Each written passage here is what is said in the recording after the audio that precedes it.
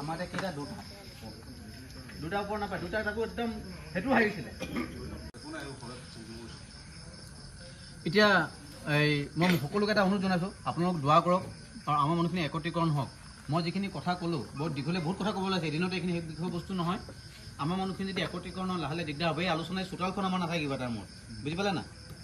আজি চাওক আমি ৰংপুৰ মানে এবাৰ অলপ গাটো পুৰি গৈছে যে ভোট দিবলৈ গৈছোঁ আমি ৰংপুৰ হিচাপে আছিলোঁ এটা আমাৰ দীঘলীয়া নকৰোঁ আপোনাৰ আজানৰ টাইমত মহিলাসকলো হেৰি আমাৰ আকৌ লাইভ টেলিকাষ্ট আছে আজি এটা উজনি অসম থলুৱা মুছলিম পৰিষদ জিন্দাবাদ জিন্দাবাদ জিন্দাবাদ উজনি অসম থলুৱা মুছলিম পৰিষদ জিন্দাবাদ জিন্দাবাদ জিন্দাবাদ জয় অসম জয় অসম জয় অসম জয় অসম জয় অসম জয় অসম থলুৱা মুছলিম পৰিষদ জিন্দাবাদ জিন্দাবাদ জিন্দাবাদ থলুৱা মুছলিম পৰিষদ জিন্দাবাদ জিন্দাবাদ জিন্দাবাদ থলুৱা মুছলিম পৰিষদ জিন্দাবাদ জিন্দাবাদ জিন্দাবাদ আজি উজনি অসম থলুৱা মুছলিম পৰিষদৰ ৰংপুৰ আঞ্চলিকৰ অন্তৰ্গত বিদিননগৰ শাখা সমিতিখন গঠন কৰা হয় উক্ত সভাখনত এই অঞ্চলৰ বয়োজ্যেষ্ঠ মহিলা আৰু যুৱক যুৱতীসকলে উজনি অসম থলুৱা মুছলিম পৰিষদৰ প্ৰাথমিক সদস্য গ্ৰহণ কৰাৰ লগতে 41জনীয়া এখন সবল কমিটি গঠন কৰা হয়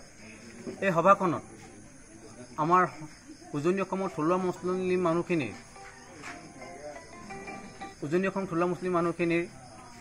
অধিকাৰ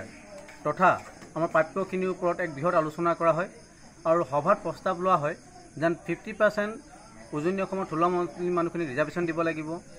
ৰংপুৰ আৰু ৰুদ্ৰসাগৰ পঞ্চায়তৰ যিখিনি ভোট বিভাজন হ'ল সেই ভোট বিভাজনৰ ফলত আমাৰ আগত প্ৰায় 7-8জন মানুহ দুটা পঞ্চায়তত প্ৰতিনিধিত্ব কৰিবলৈ ৱাৰ্ড মেম্বাৰ প্ৰতিনিধিত্ব কৰিছিলে কিন্তু ৱাৰ্ডখিনি এনেকুৱা ধৰণৰ বিভক্তকৰণ কৰা হ'ল এতিয়া 2-এজনৰ বাদে আমাৰ ৱাৰ্ড সদস্য আমাৰ নাহিব আৰু এই অঞ্চলটোত যিটো পিতিনগৰত আজি যিখন সভা হৈছে এই ৱাৰ্ডটোত প্ৰায় 3800-500 মানুহ আছে মানে ইয়াৰ ভোটাৰ এটা ৱাৰ্ডতে কিন্তু বাকী ৱাৰ্ডবিলাকত 1200, 700, 800 বা কিছুমানত 1000 এনেকুৱা আছে এতিয়া মূল কথা হ'ল এখন আঁচনি যেতিয়া আহিব সেই আঁচনিটো 800 মানুহ 1000 মানুহটো সমান আঁচনি আহিব কিন্তু ইয়াত বিতৰণ কৰি খেলি মেলি হ'ব কাৰণ ইয়াত মানুহ বেছি আছে সেইকাৰণে বহু মানুহ এই আঁচনিৰ পৰা বিমুখ হ'ব তেওঁলোকৰ নিজৰ প্ৰাপ্যটো নাপাব ধৰক 10টা ঘৰ আহিব ইয়াতো 10টা দিব 10টা ঘৰ কাক দিব সেইকাৰণে আমি মাননীয় মুখ্যমন্ত্ৰী তেওঁক অনুৰোধ জনাইছোঁ তেওঁৰ যোগেদি এই যিটো ৱাৰ্ডখিনি বিভক্তকৰণ কৰিলে এই বিভক্তকৰণটো অঁতৰাই নতুনকৈ আকৌ পৰ্যালোচনা কৰক যেন আগন্তুক পঞ্চায়ত নিৰ্বাচনৰ আগত আৰু এই মানুহখিনি ভোটৰ কেন্দ্ৰটো আছিলে 1 নং আমগুৰি প্ৰাথমিক বিদ্যালয়ত বহুত ওচৰৰ বহুত বয়োজ্যেষ্ঠ মানুহ আছে যিসকলে মানে অকণ খোজকাঢ়িবলৈ অসমৰ্থ এই ভৰ গৰমত তেওঁলোকে এই মানুহখিনিক দি পেলাই হাতেকুক দি দিলে সেইকাৰণে আমি অনুৰোধ জনাইছোঁ এই ওচৰত এটা চেণ্টাৰ থকাৰ পিছত এই মানুহখিনিক দূৰলৈ নিদি পিছৰ পৰ্যায়ত যেতিয়া নিৰ্বাচন হ'ব এতিয়া বিধানসভা আমাৰ ইলেকশ্যন হৈ আছে সেই বিধানসভা নিৰ্বাচনত আমাৰ এই মানুহখিনি চেণ্টাৰটো 1 নং আমগুৰি প্ৰাথমিক বিদ্যালয়ত দিবলৈ উজনি অসম থলুৱা মুছলিম পৰিষদৰ পৰা আমি দাবী তুলিছোঁ আৰু অহা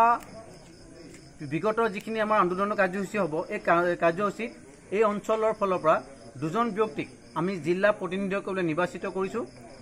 তাৰ কাৰণে সকলো আশীৰ্বাদ কৰিব আৰু ভৱিষ্যতে অসমৰ বাকী জনগোষ্ঠীৰ লগত ভাতৃত্ববোধৰ এনাজৰিয়ে আমি কেনেকৈ আগবাঢ়ি যাব পাৰোঁ তাৰ কাৰণে অসমৰ প্ৰত্যেকজন ব্যক্তিৰ পৰা আমি আশীৰ্বাদ বিচাৰিছোঁ অগণতান্ত্ৰিক প্ৰক্ৰিয়াৰে গ্ৰেপ্তাৰ কৰা হৈছে উজনি অসম থলুৱা মুছলিম পৰিষদৰ পৰা তীব্ৰভাৱে গৰিহণা দিছোঁ চৰকাৰৰ এই কাণ্ডক ইয়াতকৈ ডাঙৰ অপৰাধ কৰা মানুহবিলাকক তেওঁলোকে বিজেপি চৰকাৰে গ্ৰেপ্তাৰ নকৰে দেশক প্ৰতিনিধিত্ব কৰা ছাফিয়া কুৰেশ্বীৰ বিষয়ে বিজেপি নেতা এজনে পাকিস্তানৰ ভগ্নী বুলি তেওঁলোকে ক'ব পাৰিলে সুপ্ৰিম কোৰ্টে হাইকোৰ্টে কয় মানে তেওঁলোকক গোচৰ ৰুজু কৰিব কোৱা হৈছে আজিলৈকে বিজেপি চৰকাৰৰ সাহসনে তেওঁক গ্ৰেপ্তাৰ কৰিব বাবে এতিয়া আমাৰ কথা হৈ গ'ল এই অসম আই মাতৃৰ কাৰণে যিসকল যুৱকে সেৱা উৎসৰ্গা কৰিবলৈ আহিছে তেওঁলোকে সৰু কথাত গ্ৰেপ্তাৰ কৰিবলৈ চৰকাৰে কুণ্ঠাবোধ নকৰে আমি জনাত তেওঁক বৰ্তমানলৈকে গ্ৰেপ্তাৰ কৰি আটক কৰি সোধপোছ কৰি থকা হৈছে কিন্তু এনেকুৱা এটা ডাঙৰ অপৰাধ কৰা নাই যেন যিটো ঘটনাক তেওঁক ছয়ত গাড়ীত এনেকৈ লৈ যাব আমি উজনি অসম থলুৱা মুছলিম পৰিষদৰ পৰা চৰকাৰক এটা কথা সকীয়াই দিছোঁ অকল শৃংখল চলিয়া বুলি নহয় অসম আই মাতৃৰ কাৰণে যিসকল ব্যক্তিয়ে মানে দেশৰ আই মাতৃৰ কাৰণে ওলাই আহে তেওঁলোকক অগণতান্ত্ৰিকভাৱে দুখ নোহোৱাকৈ যদি গ্ৰেপ্তাৰ কৰে উজনি অসম থলুৱা মুছলিম পৰিষদ সাৱধানে বহি নাথাকে।